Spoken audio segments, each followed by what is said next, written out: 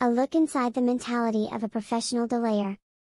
My major in college was government, so I had to crank out a lot of papers. Now, a typical student could do something like this when they write a paper. It's true that things may move slowly at first, but even with some busier days later on, everything gets done and everyone remains on good terms. And I, for one, would like to do it that way. That's the plan, anyhow. Sometimes I'd be ready to go, but then the paper would arrive and I'd have to improvise.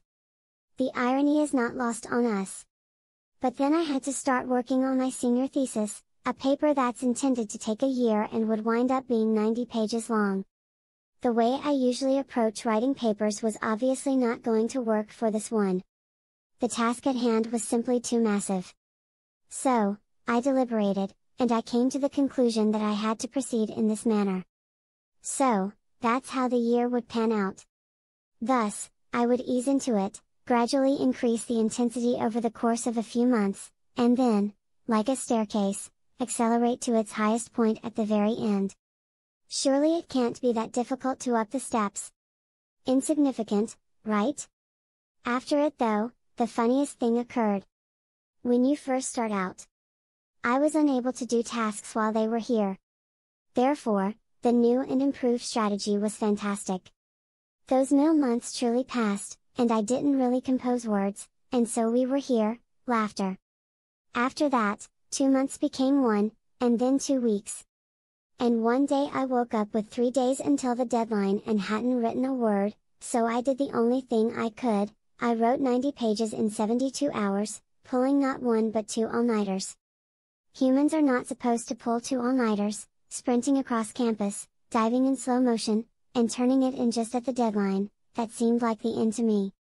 Yet, a week later, I get a phone call, and it's the institution in question. The question then arises, is this Tim Urban?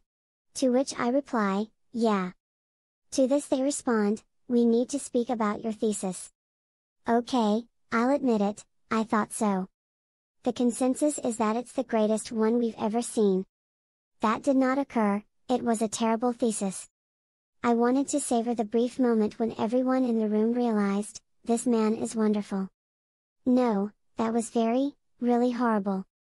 Anyhow, these days you may find me working as a blogger and writer. In my spare time, I maintain the blog Wait But Why. And a few years back, I made up my mind to pen an essay on the subject of putting off work. The non-procrastinators in my life have always been baffled by my habits, so I decided to write this article to shed some light on the minds of procrastinators and the motivations that drive us. I had a theory that procrastinators' brains were fundamentally different from those of on-time finishers. And to make sure, I tracked down an MRI facility that was willing to scan not just my brain but also the brain of a known non-procrastinator so I could observe any differences. I've brought these with me today to show you. I want you to examine very closely to see whether there is a change. I realize that unless you have specialized training in the brain, it probably won't be immediately clear, but please just look. As promised, the mind of a person who never puts things off is now at your fingertips. Here, have some of my brain. This is not the same thing. The rational decision maker is present in both the procrastinators and the perfectionist's brains, while the instant gratification monkey is present only in the former. What does this imply for the person who constantly puts things off? That is to say, up to this point, everything is normal. Now would be an ideal opportunity to get some things accomplished. Nope. The rational decision maker is about to decide to do something useful, but the monkey doesn't like that idea, so he takes over and says.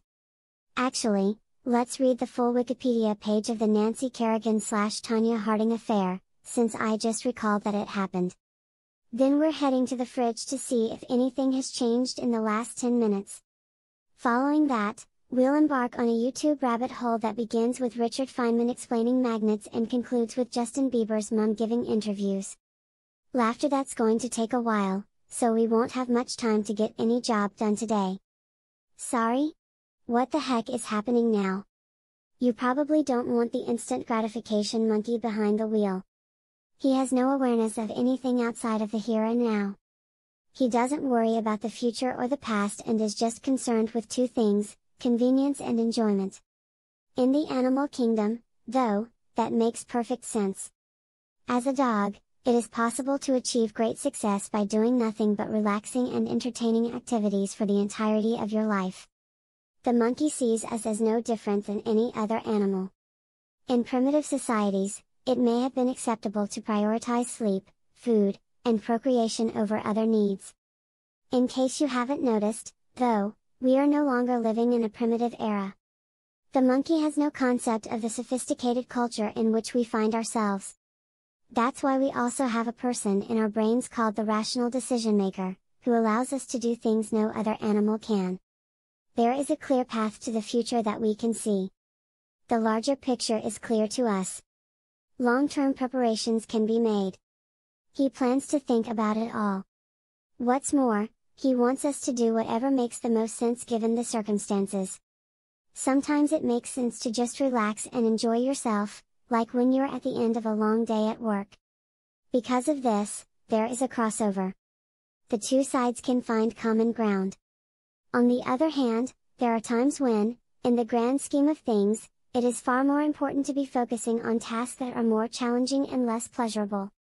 That's when tensions arise and resolution seems impossible. The procrastinator's disagreement always seems to resolve the same way, so he spends a lot of time in the orange zone, which is pleasant and carefree but lies beyond the make sense circle. I refer to it as the twilight zone. Thank you for watching part 1 of how to look inside the mentality of a professional delayer, and don't forget to subscribe my channel, please.